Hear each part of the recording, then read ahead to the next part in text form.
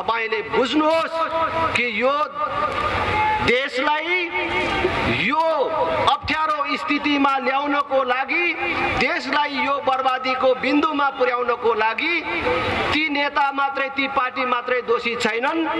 ती पार्टी र नेतालाई भोट दिने तपाईको हात पनि दोषी छ। हेर्दाखेरि कति फरक पर्छ भन्ने कुरा। आज त्यही कुरा हाम्रो देशमा कांग्रेस, एमाले, माओवादीहरूले, लालु यादवले जनतालाई पुल बनायो भने त पुलिस आएर तिमीहरूलाई पक्रेर लान्छ नि त त्यो पुलबाट भने जस्तै राप्रपालाई जितायो भने त राजा आउँछ नि त भनेर तर्साउने काम गरिराखेका छन्। यो भ्रमबाट हामी मुक्त हुनुपर्छ। एउटा अब बाँझो भइसकेका यी पार्टीहरू र यिनीहरूका नेताहरूलाई फेरि बोकेर यिनै पार्टीलाई भोट दिएर देश बन्छ भन्नु आफ्नो भविष्य बर्बाद गर्ने काम मात्र होइन, हामीले हाम्रो भावी सन्ततिको भविष्य समाप्त गर्ने र देशको भविष्य समेत खतरा पार्ने काम। कति फरक पर्छ भन्ने कुरा। आज त्यही कुरा हाम्रो देशमा कांग्रेस, एमाले, माओवादीहरूले, लालु यादवले जनतालाई पुल बनायो भने त पुलिस आएर तिमीहरूलाई पक्रेर लान्छ नि त त्यो पुलबाट भने जस्तै राप्रपालाई जितायो भने त राजा आउँछ नि त भनेर तर्साउने काम गरिराखेका छन्। यो भ्रमबाट हामी मुक्त हुनुपर्छ। आज कांग्रेस, एमाले, माओवादीको म धेरै आलोचना गर्न चाहन्न, तर उनीहरूको बारेमै भनेपछि मात्रै तपाईहरूले बुझ्नुहुन्छ।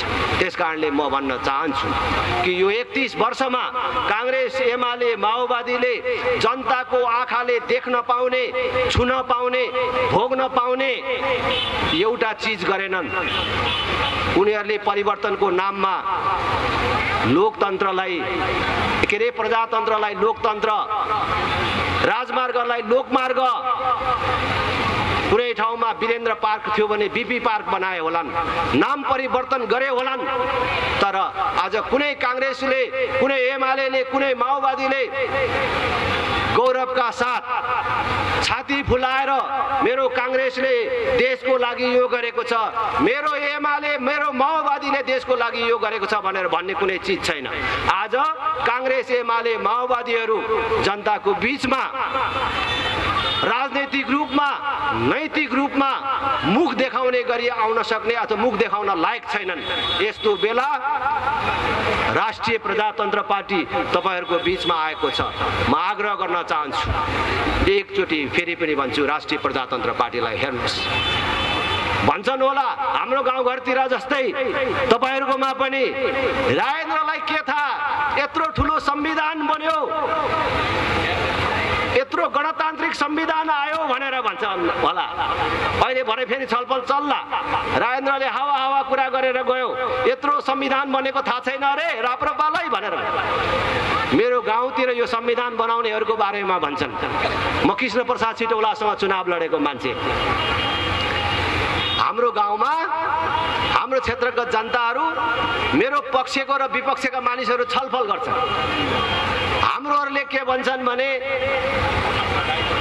राजेन्द्रले हाम्रो विकासमा जोड दिएको छ, हाम्रो सुख दुःखमा साथ दिएको छ, मर्दा पर्दा आउँछ, हामीसँग समान भएर हामी बराबर भएर बस्छ।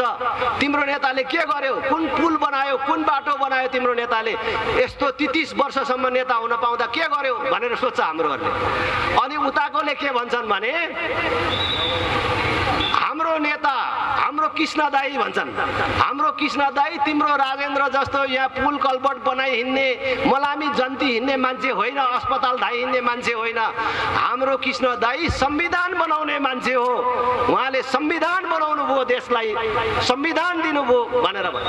अनि हाम्रो मान्छेहरू फेरि के भन्छ भने तिम्रो कृष्ण सिटौलाले बनाएको संविधान चाँदीको पानामा सुनको अक्षरले नै लेखेको रहेछ भने पनि के गर्नु, त्यो संविधानले न बाटो दिन्छ, न खानु दिन्छ, न रोजगार दिन्छ भनेर भन्छ।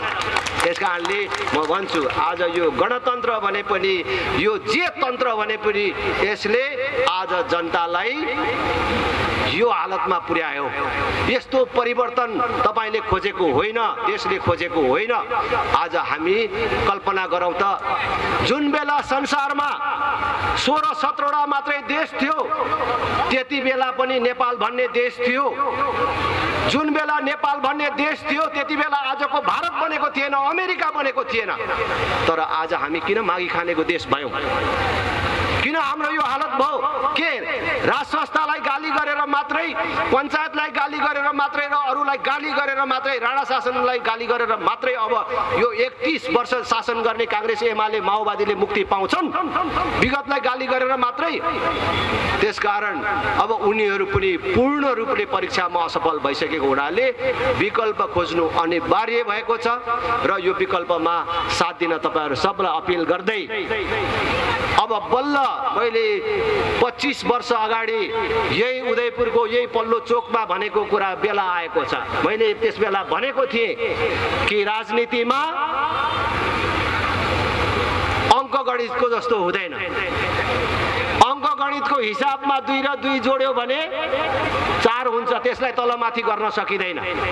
तर राजनीतिको हिसाब कहिलेकाहीँ 2 र 2 जोड्दाखेरि 104 पनि हुन्छ। राष्ट्रिय प्रजातन्त्र पार्टीले अब त्यही परिणाम निकाल्ने बेला आएको छ र त्यो परिणाम निकाल्छ, त्यही तयारी गरिराखेको छ। र तपाईहरुको सबको साथ सहयोग रहोस्। तपाईहरु सबलाई धेरै धेरै धन्यवाद। जानुभन्दा अगाडि तपाईहरु सबलाई सोध्छु, गल्नुभयो कि के हो? एउटा प्रश्नको जवाफ लिएर जान चाहन्छु। मैले यत्रो बेर बोले, अब तपाईहरुबाट जवाफ चाहन्छु। पर पनि तयारी हुनुपर्छ, परबाट पनि जवाफ आउनुपर्छ। यति मलाई सहयोग गर्नुहुन्छ भन्ने मलाई विश्वास लागेको छ। तयार हुनुहुन्छ? पछाडि पनि सब तयार हुनुहुन्छ? माथि के छ कसो छ सोधौ सोधौ सोधौ। भोट केमा?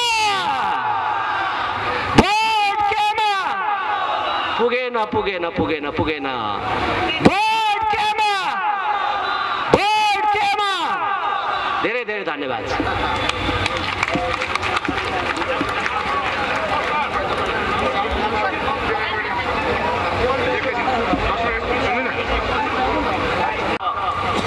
अदालतले अदालतको काम गरिराखेको छैन। संसद के भइराखेको छ तपाईहरुलाई थाहा छ। सरकार जस्तो छैन। सरकार आफै प्रधान न्यायाधीशको विरुद्ध महाअभियोग प्रस्ताव ल्याउँछ, संसदमा दर्ता गर्छ, अनि त्यो महाअभियोग प्रस्तावको बारेमा छलफल हुनुपर्ने ठाउँ संसद, आफैले संसद बन्द गर्छ भने आज देश पूर्ण रूपले लीकबाट बाहिर गएको अवस्था छ। सरकारका 3वटै अङ्गहरूले काम नगरेको अवस्था छ। यो सामान्य अवस्था होइन। मैले अघि भने, पृष्ठभूमिमा पनि भने कि अहिले अगाडि पनि भन्न चाहन्छु, यति बेला बैंकमा पैसा छैन भन्छन्। बैंकहरूले लगानी छोडेका छन्। ठुल्ठुलो चेकहरू साट्टी राखेको छैन। कहाँ गयो त पैसा? नोट कहाँ गयो? नोट आज कमिसनको नाममा विभिन्न प्रकारको भ्रष्टाचारको माध्यमबाट बटुलेका पैसाहरू नेताहरूले, ठुला व्यापारीहरूले बैंकमा राख्न नमिलेर घरमा थन्क्याएर राखेका छन्, जसले गर्दाखेरि आज देशको अर्थतन्त्रमै सङ्कट आएको छ। वैदेशिक सम्बन्धको बारेमा मैले भन्नै पर्दैन, सबभन्दा खतरनाक विषय यो छ। ठुला राजनैतिक पार्टीहरूले वैदेशिक सम्बन्धलाई, विदेशीहरूसँगको, मित्र राष्ट्रहरूसँगको सम्बन्धलाई सत्ता चढ्ने सिँढीको रूपमा उपयोग गर्नाले आज अन्तर्राष्ट्रिय जगतमा नेपालको विश्वसनीयता गुमेको छ।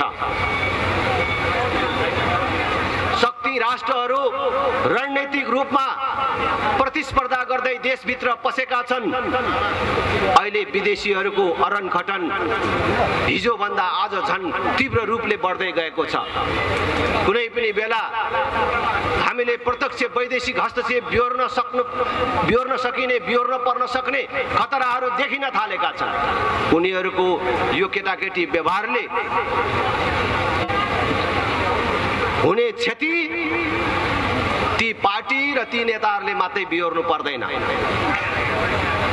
त्यो क्षति सिङ्गो देश र सिङ्गो जनताले बिहोर्नु पर्ने हुनाले हामी तपाईहरुलाई अपिल गर्न आएका छौं कि अब यो 31 वर्षदेखिको यो कुशासन आक्रमण नेताको विकल्प खोज्ने बेला भयो। अब पनि हामीले यिनीहरूलाई मुखले चाहिँ भन्ने यिनीहरूले काम गर्न सकेनन्, यिनीहरू असफल भए भन्ने, तर भोट दिने बेलामा चाहिँ बाजेको पार्टी हो, बाउको पार्टी हो, हामी केटाकेटी हुँदैदेखि विद्यार्थी हुँदैदेखि लागेको लेबी तिरेको, अब कतिसम्म त थुनामा बसेको लाइसेन्स पनि छ, त्यो पार्टीको भएको कारणले जेलमा परियो, थुनामा परियो। अब मान्छे त फटाउन्ने, नेता त चोरै भइसके, के गर्ने, काम गर्ने होइन तर अर्कोतिर हात लाग्दैन भन्दै तिनैलाई भोट दिने गल्ती अब गर्नु हुँदैन। मैले पनि गाउँघरमा जाँदाखेरि भेट्छु थुप्रै दाजुभाइ दिदीबहिनीहरूलाई, उहाँहरूले भन्नुहुन्छ राजेन्द्र हाम्रा नेताले काम चाहिँ काटेनन्, सिनको भाँचेनन्, बर्बाद गरे, तर के गर्छौ, यो पार्टी समाको आज होइन बाउको पालादेखिको पार्टी, हातै अर्कोतिर लाग्दैन भन्छ। अब हामी भन्न आएको हो नेतालाई मात्रै दोष दिएर हामीले छुट पाउँदैनौं। यदि अहिले देश ठिक ठाउँमा छैन भन्ने तपाईलाई लाग्छ भने, नेताहरूले ठिक गरिराखेको छैनन् भन्ने लाग्छ भने तपाईले बुझ्नुहोस् कि यो देशलाई यो अप्ठ्यारो स्थितिमा ल्याउनको लागि, देशलाई यो बर्बादीको बिन्दुमा पुर्याउनको लागि ती नेता मात्रै, ती पार्टी मात्रै दोषी छैनन्, ती पार्टी र नेतालाई भोट दिने तपाईको हात पनि दोषी छ। यो कुरा याद गर्नुहोस्, यो कुरा सम्झाउन हामी आएका छौं। त्यसकारण आउने दिनमा यो गल्ती नगरौं, यो गल्ती दोहोर्याउनु हुँदैन भन्ने कुरा निवेदन गर्न हामी आएको हो। यहाँ वरिपरि कैयौं कांग्रेसका, एमालेका, माओवादीका साथीहरू हाम्रो कुरा सुनिराख्नु भएको होला। ल भन्नुहोस् त, म तपाईहरुलाई सोध्न चाहन्छु, तपाईहरु सबलाई सोध्न चाहन्छु, बडो आदरपूर्वक उहाँहरुको नाम लिन्छु। आजकल नेताहरू रिसाइराखेको छन् रे मसँग, राजेन्द्रले 12 चोटि हाम्रो नाम लिन्छ दिनमा, हामीलाई यस्तो हुर्मत काट्नु पर्ने के हो, यस्तो आफ्नो कुरा मात्रै गरे हुन्थ्यो नि भनेर चाहिँ भन्नुहुन्छ अरे, राजेन्द्रलाई सम्झाइदिनु पर्यो भनेर कतिले भन्नुहुन्छ अरे। तर मैले तपाईहरुलाई सोझो तपाईहरुले बुझ्ने भाषामा भनेन भने, अमूर्त कुरा गरेर गयो भने त्यसको अर्थ हुँदैन, त्यो देशलाई नै नोक्सानी हुन्छ भनेर मैले तपाईहरुलाई बुझ्ने गरी सोध्न चाहन्छु। ल कोही कांग्रेसी जन हुनुहुन्छ, कुनै कांग्रेसको साथी जवाफ दिन मसँग कुरा गर्न तयार हुनुहुन्छ कि शेरबहादुर देउवालाई अब कति वर्ष र कति चोटि प्रधानमन्त्री थपिदियो भने चाहिँ यो देश बन्छ होला त? ल भन्नुहोस् त, कोही भन्न सक्नुहुन्छ? केपी ओली प्रचण्डहरूलाई कति वर्ष र कति चोटि अब फेरि पनि थपिदियो भने यो देश बन्छ होला त? ल भन्न सक्नुहुन्छ? अब यिनै पार्टी, यिनै नेतालाई भोट दिएर देश बन्छ भन्नु साँडेको टाङमुनि बाल्टी थाप्नु जस्तो हो। साँडेको टाङमुनि बाल्टी थापेर दुध आउँछ? साँडेको टाङमुनि बाल्टी थापेर साँडेले दुध दिएन भनेर साँडेलाई सुमसुम्याउँदा, साँडेलाई सुमसुम्याउँदा पनि भएन भनेर सिर्कना लगाउँदा, यसलाई खाना पो पुगेन कि भनेर दाना थपिदिँदा केही गर्दा पनि दुध दिँदैन, किनभने साँडेको धर्मै दुध दिने होइन। आज कांग्रेस, एमाले, माओवादी पुगिसके। मैले भने नि आज यिनीहरूको योजना 4 रुपियाँ युनिटमा बिजुली बेच्ने, 38 रुपियाँ युनिटमा किन्ने, यस्तो खालको योजना छ। 31 वर्षमा 1000 युवाले एकै ठाउँ काम गर्न पाउने उद्योग धन्दाको स्थापना गर्न सकेनन्। देशलाई पूर्ण रूपले बेरोजगार उत्पादन गर्ने कारखानामा परिणत गरे। देशको अर्थतन्त्रको कुरा मैले भन्नै पर्दैन। यो 4 वर्षमा राष्ट्रिय ऋण 2 गुणा भन्दा बेसी भएको छ। 4 वर्ष अगाडि राष्ट्रिय ऋण 8 खरबमा थियो, अहिले 17 खरब भन्दा पनि बेसी भइसकेको छ। आज कुनै समाजको एउटा यस्तो क्षेत्र छैन जहाँ हामीले चित्त बुझाउन सक्ने र फेरि अब सुध्रेला भन्ने कुनै ठाउँ छैन। त्यसैले म तपाईहरु सबैलाई आग्रह गर्न चाहन्छु, अब हामीले गल्ती गर्नु हुँदैन। अब बाँझो भइसकेका यी पार्टीहरू र यिनीहरूका नेताहरूलाई फेरि बोकेर यिनै पार्टीलाई भोट दिएर देश बन्छ भन्नु आफ्नो भविष्य बर्बाद गर्ने काम मात्र होइन, हामीले हाम्रो भावी सन्ततिको भविष्य समाप्त गर्ने र देशको भविष्य समेत खतरा पार्ने काममा सहभागी हुनु हो। त्यसकारणले त्यो गल्ती दोहोर्याउनु हुँदैन, नदोहोर्याउनुस् भन्ने म अपिल गर्न चाहन्छु र खास गरी युवा साथीहरूलाई भन्न चाहन्छु, यो देश बिग्रियो भने अब शेरबहादुर देउवा, केपी ओली, प्रचण्डहरूको केही बिग्रिँदैन। यो देश बिग्रियो भने तपाईको भविष्य बिग्रिने वाला छ। त्यसकारण युवाहरू राजनीतिबाट नभाग्नुहोस्, राजनीतिमा हस्तक्षेपकारी ढङ्गले आउनुहोस्। यो 1 वर्ष भित्रमै नेपालमा 3 तहको निर्वाचन हुँदैछ। वैशाख 30 गते स्थानीय तहको र आउने हिउँदमा प्रदेश तथा प्रतिनिधि सभाको निर्वाचन हुँदैछ। अब यो निर्वाचनलाई एउटा अवसरको रूपमा सदुपयोग गरौँ। हामी हिंसामा विश्वास गर्दैनौँ। त्यसैले देशलाई यो दुर्गतिमा पुर्याउने ती पार्टी र नेतालाई तपाईले आउने चुनावमा गाउँमा आयो भने बाटो छेक्नुहोस्, मोसो दल्नुहोस्, जुत्ताको माला लाउनुहोस् भनेर हामी भन्दैनौँ। हामी भन्छौँ कि आउने चुनावमा यिनीहरूको बाकस खाली गरिदिएर देखाइदिनुहोस् कि जनता अब कसैको गोठको गाईबस्तु होइन, जनता बुझ्ने भयो भन्ने कुरा प्रमाणित गरिदिनुहोस् भन्ने कुरा हामी अपिल गर्न चाहन्छौँ। भोट दिने भन्ने कुरा छोरी दिने भन्दा पनि ठुलो कुरा हो। तपाईले छोरी दिनुभन्दा अगाडि कतिचोटि सोच्नुहुन्छ, कतिचोटि सम्झनुहुन्छ? तपाईले छोरी दिनुभन्दा अगाडि 1 चोटि, 2 चोटि, 5 चोटि, 10 चोटि होइन, 1000 चोटि सोच्नुहुन्छ। छोरी दिने कुरा जब सुरु हुन्छ रातभर छटपटाउनुहुन्छ। आफूले छोरी दिन लागेको केटाको बारेमा तपाईले 10 वटा मान्छे लगाएर बुझ्नुहुन्छ कि त्यो केटा कति पढेको छ, त्यो केटाको आमदामीको बाटो के छ, त्यो केटो जाँड रक्सी चुरोट बेडी खान्छ कि खाँदैन, त्यो भन्दा पनि अझै पर त्यो केटो गाउँमा ठिटी घुमाएर हिँड्छ कि हिँड्दैन सम्म पनि सोध्नुहुन्छ। त्यति धेरै सोचेर दिएको पनि कहिलेकाहीँ लफङ्गाको फेला परिन्छ। तपाईले त्यति धेरै सोचेर छोरी दिँदाखेरि पनि तपाईको छोरी लफङ्गाकै हातमा परेछ भने पनि तपाईको एउटा छोरीले दुःख पाउँछ। 2टा छोरी छ भने अर्को छोरीलाई केही फरक पर्दैन। तर तपाईले दिने भोट गलत पार्टी र गलत नेतालाई परेछ भने पुरै देशले दुःख पाउँछ। आज देशको हालत त्यही भइराखेको छ। त्यसैले म तपाईहरु सबलाई अनुरोध गर्न चाहन्छु, भोट दिनुभन्दा अगाडि 1000 चोटि सोचेर भोट दिनुहोस्। जो तपाईले पटक पटक भोट दिएर पनि तपाईलाई धोका दिएका छन्, देशलाई धोका दिएका छन्, देशलाई संसारको भ्रष्ट राष्ट्र बनाएका छन्, संसारको सबभन्दा गरिब राष्ट्र बनाएका छन्, संसारको मागी खाने देश बनाएका छन्, तपाईको छोरालाई अरबियनको नोकर बन्न बाध्य बनाएका छन्, उनीहरूले ल्याएको जातीय व्यवस्थाको कारण आज यो देशमा बौद्धिकता पलायन भएको छ। अलिकति गर्न सक्ने मानिसहरू विदेश जानु भन्दा अर्को कुनै विकल्प नहुने देशमा गरी खान नपाउने बनाउने वातावरणको निर्माण गरेका छन् तिनीहरूलाई भोट दिएर फेरि गल्ती नगर्नुहोस् भन्ने कुरा म आग्रह गर्न चाहन्छु। तपाईको एउटा भोटले तपाई मात्रै दुःख पाउनुहुन्न, पुरा देशले दुःख पाउँछ। त्यसकारणले गल्ती नगर्नुहोस् भन्ने कुरा अपिल गर्न चाहन्छु।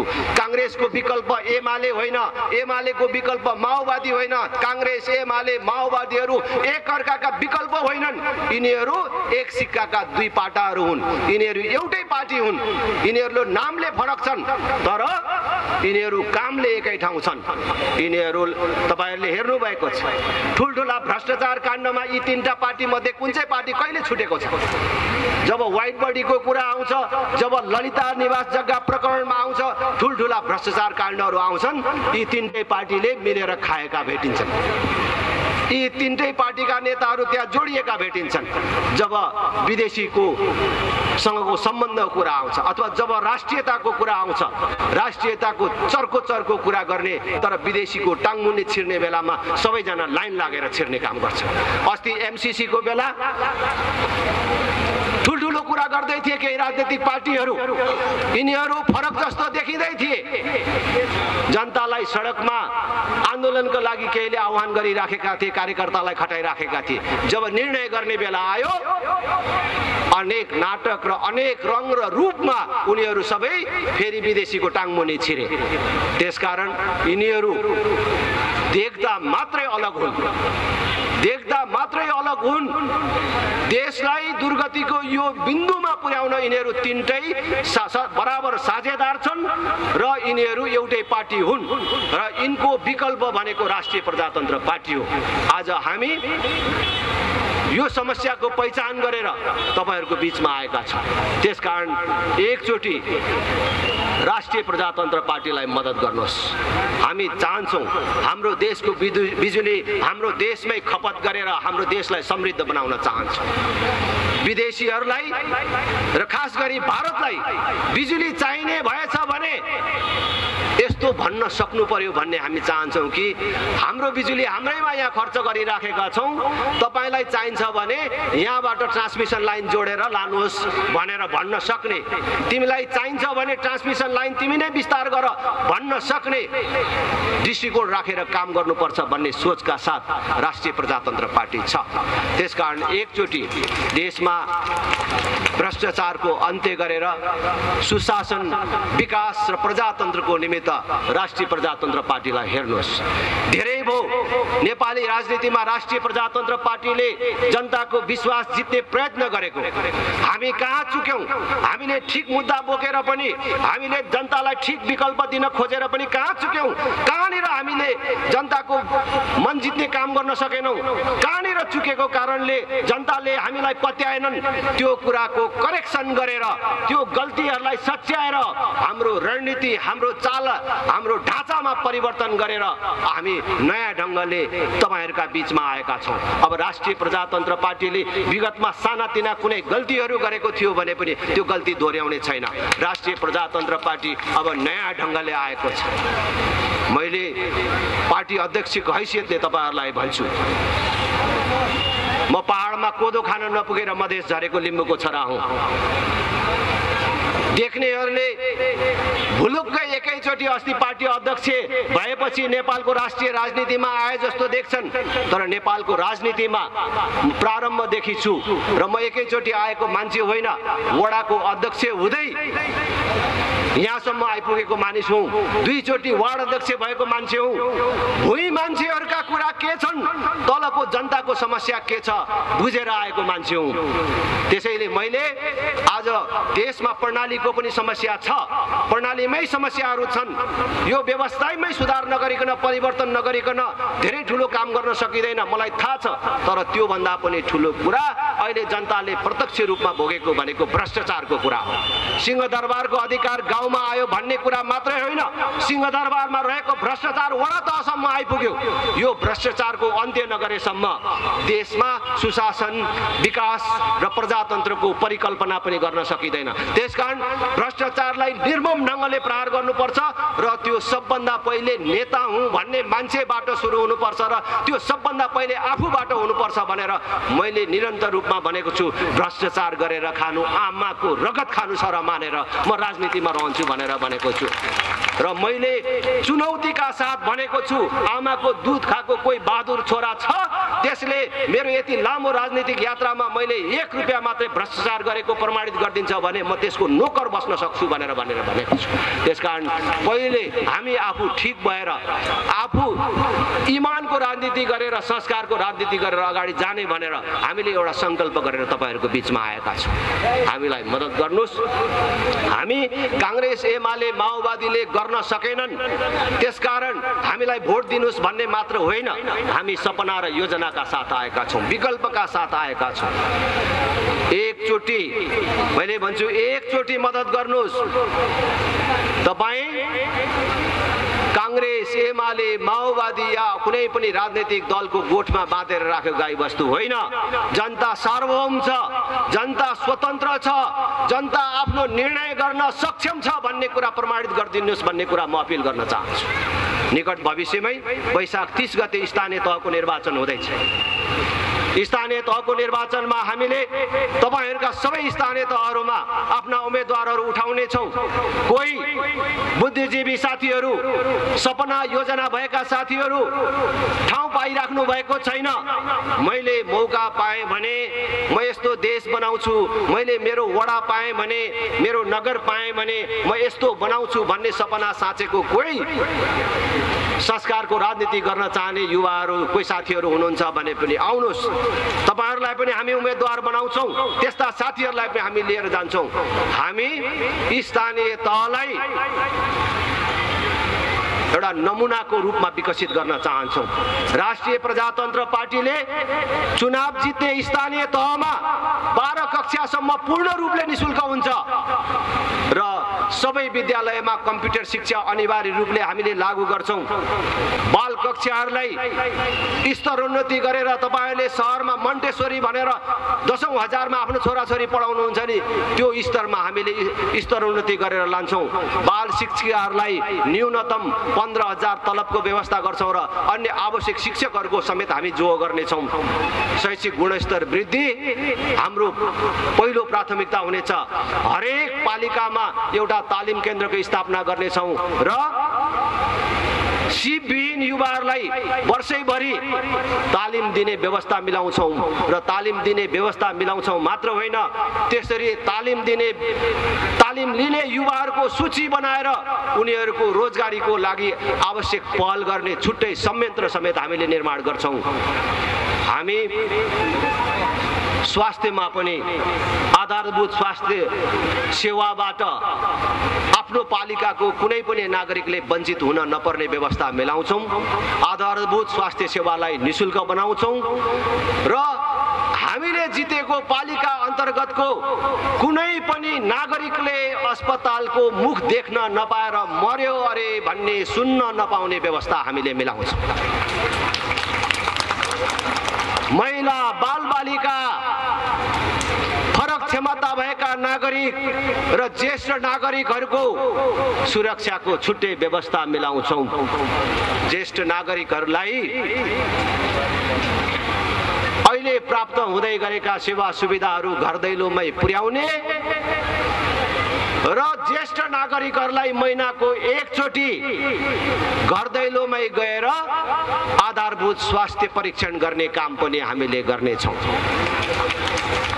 पूर्वाधार विकासमा हामीले आफ्नो पालिकालाई नेपालकै नमुना पालिकाको रूपमा विकसित गर्नेछौं। यहाँ खाल्डो पर्यो, बर्खामा एम्बुलेन्स चलेन, यहाँबाट वहाँ जान पाइएन भन्ने अवस्था आउन नदिने गरी हामीले काम गर्छौं। करको हिसाबले उस्तै पर्यो भने अहिलेको कर दरलाई हेरेर 50% सम्म हामी कर घटाउने छौं। स्थानीय करहरू कर बढाउने होइन, स्थानीय करहरू 50% सम्म हामी घटाएर देखाउने छौं र जनतालाई महँगो कर नलिएर पनि अहिले आएकै पैसाले भ्रष्टाचार नगरिकन, कमिसन नखाइकन मैले अघि भनेका कामहरू पूरा गर्न सकिन्छ। त्यो अध्ययन गरेर भनेको हो र हामीले अहिले जितेका पालिकाहरूमा गरिराखेको अभ्यासको आधारमा तपाईहरुलाई भनेको हो। हामीले अहिले चुनाव जितेको पालिकाहरूमा हामीले 12 कक्षासम्म निशुल्क गरेका छौं। कति ठाउँमा हामीले सुलभ औषधि पसलहरू स्थापना गरेर शहरमा 100 रुपैयाँ पर्ने औषधि गाउँमा 70 रुपैयाँमा जनताले किन्न पाउने व्यवस्था समेत हामीले लागू गरेका छौं। त्यसकारणले सकिन्छ। हामीले हिसाब गरेर भनेको कतिपय दाजुभाइ दिदीबहिनीहरूलाई भ्रम होला यति धेरै कुरा एउटा पालिकाले गर्न सक्छ, कहाँबाट पैसा ल्याउँछ यो राजेन्द्रहरूले हावामा भनेर गयो भनेर फेरि एकछिन पछिबाट कुरा चल्ला भनेर मैले यो भनेको हो। हामीले यो अहिले प्रयोगमा गरिराखेको कुरा हो हामीले जितेको ठाउँमा र हामी गरेर देखाउँछौं। हाम्रो जनप्रतिनिधिहरू शून्य भ्रष्टाचारको धरातलमा टेकेर काम गर्नेछन्। भ्रष्टाचार गर्ने, त्यसमा अल्मलिने खालका कुनै पनि युवक अथवा जनप्रतिनिधिलाई हामीले तत्काल फिर्ता लिनको लागि हामीले हाम्रो उम्मेदवारहरूलाई दरखास्त दिनुभन्दा अगाडि राजीनामा पत्रमा हस्ताक्षर गर्ने योजना बनाएका छौं। त्यसकारण म भन्छु एकचोटि राष्ट्रिय प्रजातन्त्र पार्टीलाई मद्दत गर्नुस्। सातै छाप यसपालि 7 छाप हान्न पाइन्छ। सातै छाप हलो चिन्हमा हानेर एकचोटि परिवर्तन र विकासको पक्षमा राष्ट्रिय प्रजातन्त्र पार्टीलाई मद्दत गर्नुहोस् भन्ने अपील गर्न चाहन्छु। मैले यति कुरा गरिसकेपछि फेरि कांग्रेस एमाले माओवादीका साथीहरू गाउँमा भन्लान् अब तपाईहरुले जाँदाखेरि त भन्नुहुन्छ राप्रपाले त कुरा ठिकै गर्यो, राजेन्द्रले त कुरा ठिकै गर्यो, त्यता पो भोट दिनुपर्छ हो कि क्या हो भनेर भन्दाखेरि कांग्रेस एमाले माओवादीका साथीहरू के भन्छन् भने अब कुरा त राम्रो गर्छ नि, तर तिमीहरूलाई थाहा छ राजेन्द्र जस्ता मान्छेहरूले अथवा राप्रपाले धेरै सिटमा जित्यो भने त राजा ल्याउँछ नि फेरि भनेर भन्छ। राजाको डर देखाउने मानिसहरू छन् अझै पनि गाउँमा। तर यो 15 वर्षमा राजा हुँदा हामीलाई के नोक्सान थियो र राजा नहुँदाखेरि के फाइदा भयो त्यो पनि हामीले प्रत्यक्ष रूपमा देख्न पायौं। हिजो राज संस्था प्रति घृणा पैदा गर्नको लागि तपाईको घर दैलोमा आएर भनेका होइनन् कि हामीले तिर्ने सारा तिरो राजा र राजाको परिवार पाल्नमै खर्च भएर सकिन्छ। अलि उब्रेको पैसा पनि स्विजरल्यान्डको बैंकमा लगेर राखेको छ। अनि देश कसरी बन्छ? त्यो स्विजरल्यान्डको बैंकमा राखेको राज परिवारको नामको पैसा मात्रै फर्काएर ल्यायो भने यहाँका हरेक नागरिकलाई 4-4 बिघा जग्गा र 5-5 तोला सुन पुग्छ भनेर भन्थ्यो हैन। आज राजा नभएको यो 15 वर्ष भयो स्विजरल्यान्डको बैंक लगायत संसारका सबै बैंकहरुमा र नेपालहरुको बैंकहरुमा समेत राजा र राज परिवारको नाममा कति पैसाहरु छ, सम्पत्तिहरु कहाँ छ भनेर खोज्ने समिति बनेको थियो र त्यो समितिको संयोजक मेरै निर्वाचन क्षेत्रको कृष्ण प्रसाद सिटौला हुनुहुन्थ्यो। खोइ आजसम्म कति पैसा आयो त स्विजरल्यान्डको बैंकबाट? बरु अहिले सुनिदैछ स्विजरल्यान्डको बैंकमा यो गणतन्त्र आएपछि 70 अरब भन्दा बेसी नेपालीहरुको नाममा पैसा जम्मा भयो रे। को राजा जन्मेछ त? राजाको परिवारले राजाले मात्रै स्विजरल्यान्डको बैंकमा पैसा राख्छ भनेर भन्थे। भनेपछि अहिले यो 15 वर्षमा को राजा जन्मेछ र 70 अरब पैसा त्यहाँ जम्मा भयो? त्यसकारणले जनताले अब बुझ्ने बेला आयो। राजा महँगो रहेछ कि राष्ट्रपति महँगो रहेछ यो कुरा पनि थाहा पाइसक्यो। त्यसकारणले अब राजाको विरोध गरेर राजनीति गर्ने दिन गयो। म एउटा कथा सुनाउँछु तपाईहरुसँग बिदा लिनुभन्दा अगाडि कि बिहारमा पनि लालु यादवले लामो समयसम्म मुख्यमन्त्री चलाए। उनले जनतालाई हाम्रो यहाँका राजनीतिक दलहरूले जस्तै मूर्ख बनाएर राखेका छन्। भोट लिएको 5 वर्षसम्म भेटघाट छैन, चिनाजानी छैन, तर भोटको बेला आएपछि गाउँ पस्ने, गाउँमा कसैको छोरीको बिहे देख्यो भने पनि ओहो ल तिम्रो छोरी त मेरै छोरी हो, यसको बिहे खर्च मै बिहोर्छु भनेर भनिदिने। भनेपछि त त्यहाँ त भगवान आए जस्तै हुने। उता चाहिँ नि ठाउँ ठाउँमा टेन्ट लगाएर वनभोज भनेको छ, खाने पिनेको व्यवस्था गरिदिएको छ मान्छेहरूलाई। ल यो गाउँको मान्छेहरूलाई आज भोजको व्यवस्था बनाएको छ, खालखालको खानेकुरा, खालखालको मासु राखिदिएको छ। मानिसहरूले पनि जाने, लाइन लागेर खाने र भन्ने आहा लालु यादव छ र पो कमसे कम कहिले काहीँ यसरी खान पाइएको छ, नेता भनेको त यस्तो पो हुनुपर्छ त हेर्नु त। कोही नेता लालु यादवको विरुद्ध आउँथ्यो भने पनि जनताले नै के भन्थे भने चोर मरा ठुल्ठुलो कुरा गर्छ, चियासम्म खुवाउन सक्दैन, नेता हुन्छु भन्छ भनेर त्यसको कुरै छेउ पर्न दिँदैन थियो। लालु यादव गरिराखेका थिए र लालु यादवले एकचोटि आफू उठ्न नपाउँदाखेरि आफ्नो औँठा छाप श्रीमतीलाई समेत चुनाव जिताएर देखाइदिए। तर एक दिन एउटा गाउँका मानिसहरूले लालु यादवलाई भोट नदिने भएछन्। सल्लाह गरेछ यसलाई भोट दिनु हुँदैन, यो चोटि यो ठगलाई जहिले यो गर्छु र त्यो गर्छु भनेर हामीलाई ठग्छ, यो चोटि भोट दिनु हुँदैन है भनेर पुरै गाउँले नै भोट नदिने भएपछि लालु यादव त्यही गाउँमा पुगेछ। किन रिसाएछन् यिनीहरू भनेर बुझ्ने प्रयास गर्यो, भन्दैनन्, हामी खालि भोट दिनु मात्रै भन्छ। पछि एउटाले यस्तै भिडबाट बुरुक्क उफ्रेर भनेछ, ओ लालु के जिद्दी गरेर बसेको, तिमीले हामीलाई यही खोलाको पुल बनाउँछु भनेर फेरि भोट माग्ने, हामीलाई तिम्रो पुल पनि चाहिँदैन, भोट पनि दिँदैनौ भनेर पछि बल्ल लालु यादवले थाहा पाएछ, ए यो गाउँका मान्छेहरू त यो खोलाको पुल नबनाएको भनेर पो रिसाएको रहेछ भन्ने थाहा पाएपछि उसले फेरि पक्रिहाल्यो, आफ्नो जादु चलाइहाल्यो र उसले भन्यो अरे ए तिमीहरू मैले यही खोलाको पुल बनाएन भनेर रिसाएको, ल ठिक छ,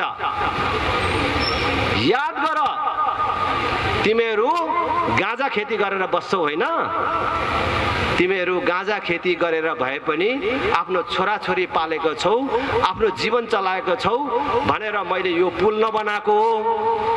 ठिक छ, म आज रातभरिमा यो पुल बनाइदिन्छु, यो पुलबाट पुलिस आएर तिमीहरूलाई पक्रेर लग्यो भने उकासी माग्न मेरोमा नआउनु भनेर भनेपछि त अनि फेरि मान्छेहरू हेराहेर गर्यो अरे है, हेराहेर गर्यो यता उसलाई हेर्यो अनि भन्यो अरे त्यही फेरि हेत्तेरीका नेता भनेको त नेतै हो हेर त, हाम्रो लागि कति परसम्मको कुरा सोचेको रहेछ लालुले, हामी चाहिँ पुल पुल पुल भनेर चाहिँ मरिहत्ते गर्छ, हामी जनतै काम नलाग्ने, लालु यादव जिन्दाबाद, लालु यादव जिन्दाबाद भन्यो, फेरि लालु यादवलाई भोट दिए होइन। त्यसरी चाहिँ लालु यादवले जसरी जनतालाई मूर्ख बनाएर लामो समयसम्म त्यहाँको जनताको भोट लिएर त्यहाँको जनतालाई चोर बनाएर, ठग बनाएर, मागी खाने बनाएर, अविकसितता निर्धनता के हो हेर्नको लागि बिहारमा जानुपर्छ भन्ने उदाहरण बनाएर